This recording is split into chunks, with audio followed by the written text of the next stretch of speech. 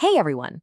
We're about to pull back the curtain on a secret skill, a playbook that powers everything from a NASA rocket launch all the way to our very own Friday Night Lights.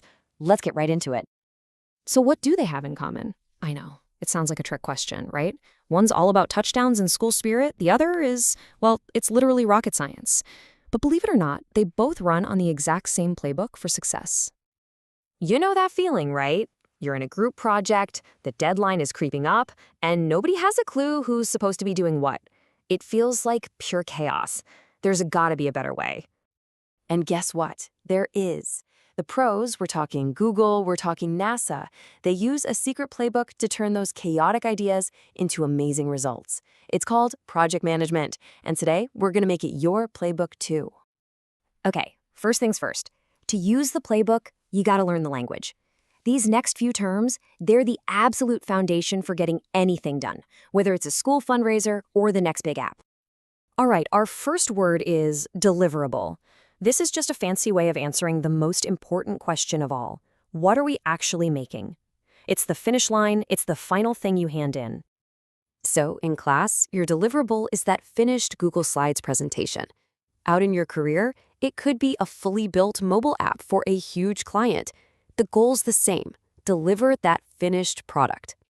Next up, we have milestones. So if the deliverable is your final destination, think of milestones as those big highway signs that tell you you're on the right track. They're the major checkpoints you hit along the way. For a school dance, just getting the gym officially reserved, that's a huge milestone. For a new app, releasing that early test version, the beta version, is a key milestone. You're not done, but wow, you've hit a critical step. And finally, scope. Now listen up, because this one might be the most important of all. Scope is the official boundary.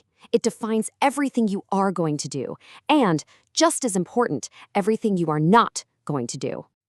Okay, so now you know the language, but what happens when things go wrong? Because let's be real, they always go wrong. This next part is all about planning for that chaos before it ever has a chance to hit. You know, every great story needs a villain, right? And in the world of project management, the sneakiest, most frustrating villain of them all, it has a name. It's called scope creep. This is when your perfectly clean to-do list starts getting longer and longer.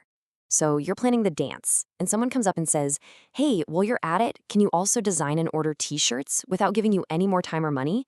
That right there is scope creep. And it's how good projects go bad. So how do you fight back? You fight back with risk management. It sounds complicated, but it's really just a smart way of saying, have a backup plan. What if the DJ for the dance cancels last minute? No problem. Your risk management was having an amazing backup playlist ready to go. And the last piece of this puzzle is dependency. Think of it like a line of dominoes. One task has to fall before the next one can even start. Simple, right? You can't decorate the gym for the dance until you've actually, reserved the gym. That's a dependency. All right, enough with the theory. Let's see how this playbook actually works in the real world, specifically right here at our school, Franklin High. We're going to break down an event you all know and see these rules in action. So, just take a look at this. This is the actual game plan for that big Friday Night Lights event against Pebble Hills. You can see it all laid out. Who's doing what, the key tasks, the milestones. All of a sudden, it's not just a football game, it's a full-blown project. And this table, this is its command center. And here's how that timeline breaks down into those milestones we talked about. Getting the posters done by the 11th. Boom, that's a checkpoint. Having the pep rally on the 12th. That's another one. Each step is a planned move toward the final deliverable, kickoff. And here's where the planning gets really smart. What's the biggest risk? Bad weather, for sure. The solution? Have a backup announcement ready to go. And what about the key dependency? Well, those posters have to be done before the pep rally. Otherwise, the hype train never even leaves the station. See? It all connects. So, okay, we've talked about school dances and football games, but why does any of this really matter to you? Because mastering this playbook right now, it gives you an almost unfair advantage for your future career. Let's just hit some numbers really fast. 94% of tech employers, they prioritize hiring people who have project management experience. Let that sink in. 94%. They want people who already know this playbook. And the payoff? Oh, it's huge. Professionals with these skills can earn up to 2.5 times more than their peers. That is a life-changing difference. And it all starts with what you're learning right now. But does it actually work?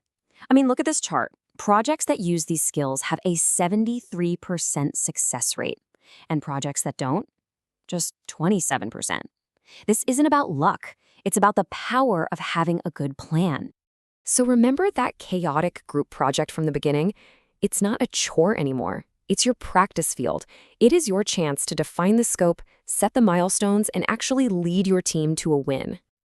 And we'll end with this from Mr. Moreno. The best project managers aren't born, they're developed. You guys now have the playbook. Your journey, your practice, it all starts right now. So go make something happen.